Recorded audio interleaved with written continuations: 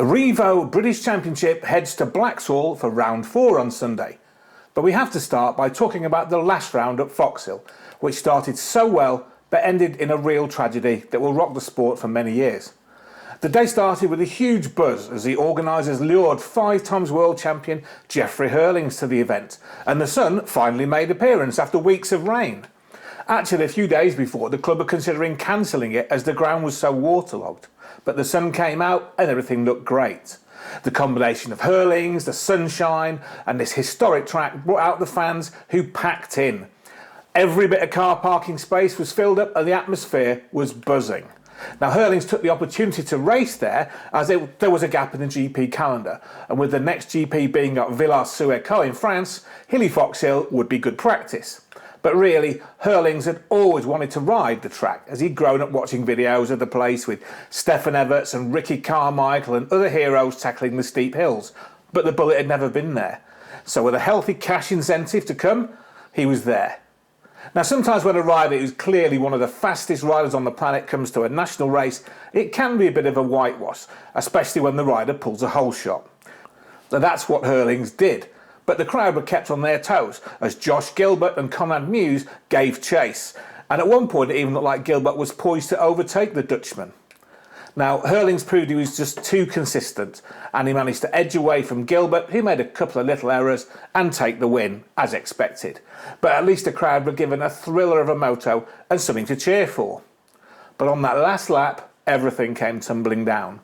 The incident happened when Evgeny Bobryshev crashed in the corner just after the mechanics signalling area, and his bike flew off the track into the 2 trackside officials who were behind hay bales.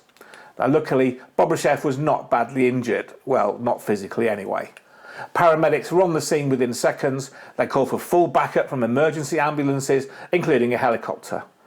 Now one man was hospitalised with a suspected broken leg, but was released after it was found out to be just badly bruised.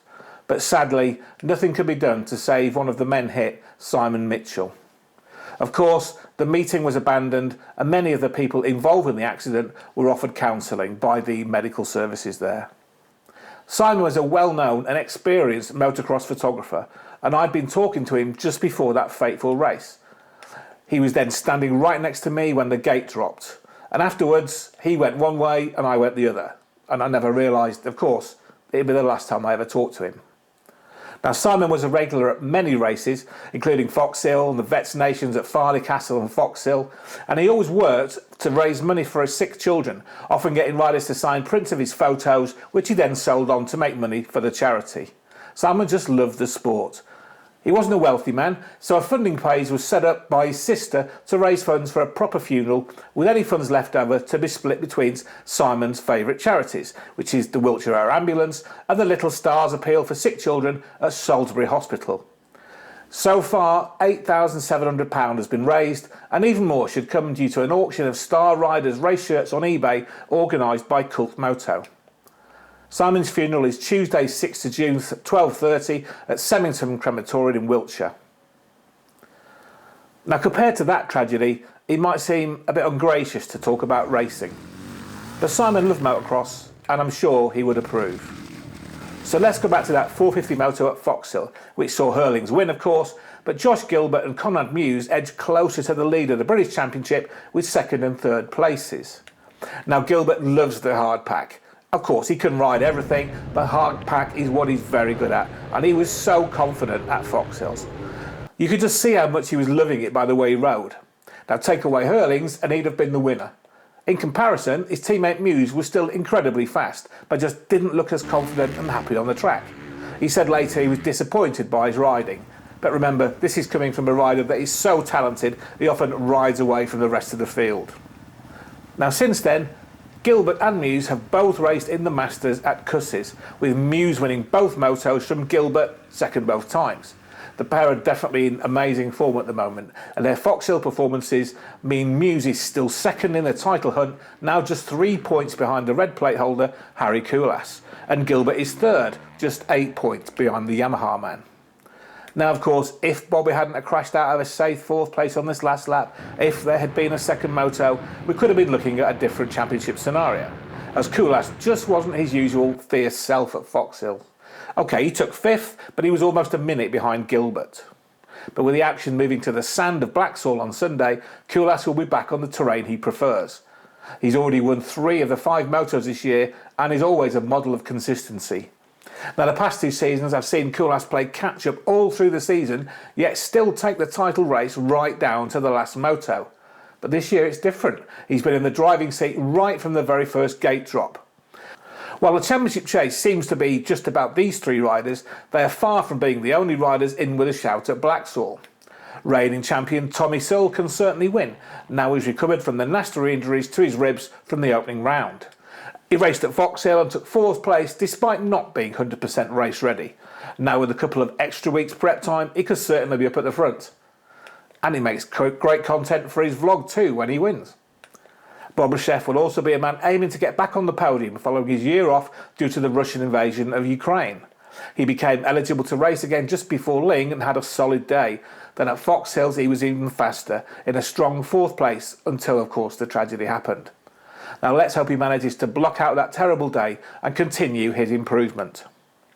But one rider I'm most looking forward to seeing at Blaxhall is former British champion Shaun Simpson, who won there last year. Now, it was a simply staggering performance where he was on a different level to pretty much everybody else, especially in that second moto. Every rider has one of those magic rides where they just seem to float over the track, and at Blaxhall last year, that was it for Simpson. It would be no surprise to me if he waltzed off with a double win if he's in that sort of form again. Now, other riders that have done well at Blaxhall and who will be there on Sunday include Honda privateer Brad Todd and Gas rider John Adamson, who we all know can be incredibly fast. Adding the experience of super smooth Martin Barr on the Pico Husqvarna, the super style of hard-charging Ashton Dickinson on his KTM, and also South African import Tristan Purden, who was so quick at Foxhill, and it will be a good one in MX1. In MX2 you'd be brave to bet against Isak Gifting, as he's been a class act all year. But Foxhill did prove he's not perfect, as he fell on the opening lap and came back through to 4th place. Blaxhall last year was where it all fell apart for the Swedish rider. But this year, the rider to take it to him has been young Briton Bobby Bruce. But Bobby also had a bit of a nightmare at Foxhill, stalling on the 2nd lap and then struggling to get going again. Now he's still second in the series, and with his habit of getting great starts, he should be one to watch. But the big news from Foxhill was that Elliott Banks-Browne took the win in a class he stopped riding in about a decade ago. Elliott's now just a couple of points off Bruce in the title chase, and he's local to Blaxhall. He loves it there, and he'll have a big crew of family and friends on hand to support him.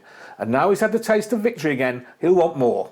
And speaking of a veteran rider who also has a lot of crowd support, Mel Pocock. He led at Foxhill on the Revo Kawasaki.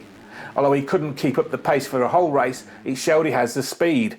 And now he's had more time in the saddle, he's only getting fitter and will be able to race harder for longer.